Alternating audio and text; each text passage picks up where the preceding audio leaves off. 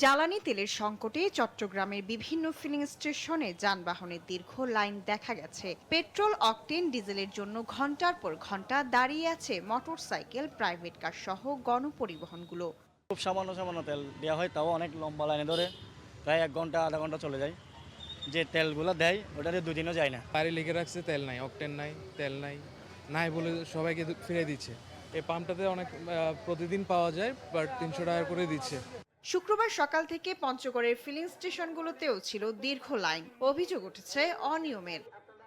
Fuel card ছাড়া অনেকে তেল নিচ্ছে, আবার কেউ দেখতেছি জার্কিনও নিচ্ছে, তারপর কেউ দেখতেছি লাইন ছাড়াও তেল নিচ্ছে। আমাদের ফুয়েল কার্ড সবই আছে, তথাপি আমরা এখন পর্যন্ত তেল পাবো কিনা আমরা নিশ্চিত নই।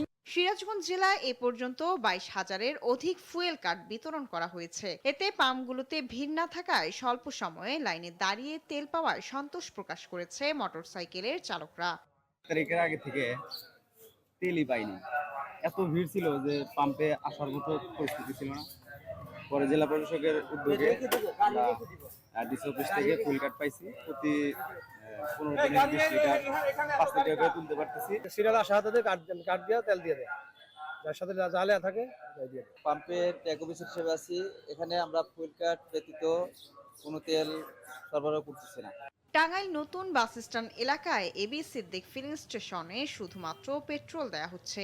এতে মোটরসাইকেল চালকরা লাইন ধরে নিচ্ছে তেল। তবে ফুয়েল কার্ড সম্পর্কে ধারণা নেই তেল নিতে আসা চালকদের, জানেন না আবেদনের প্রক্রিয়া।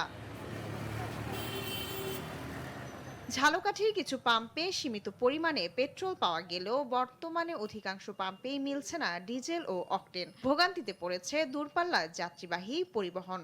10টা পাম্পে ঢুকছি, তেল নাই, এর চাইয়ে টোটাল পরিবহন বন্ধ করে দেওয়া উচিত। পেট্রোল পাম্পে আসছি, এখানে রাজাপুর প্রান্তিক পেট্রোল পাম্প যেটা রয়েছে এখানে তেল আমরা পাইনি, অথচ বরিশালের সর্বস্থানে সব জায়গায় পেট্রোল বিক্রি করছে।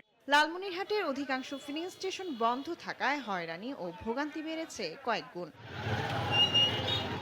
শায়লা খান, নিউজ ডেস্ক, দেশ টিভি।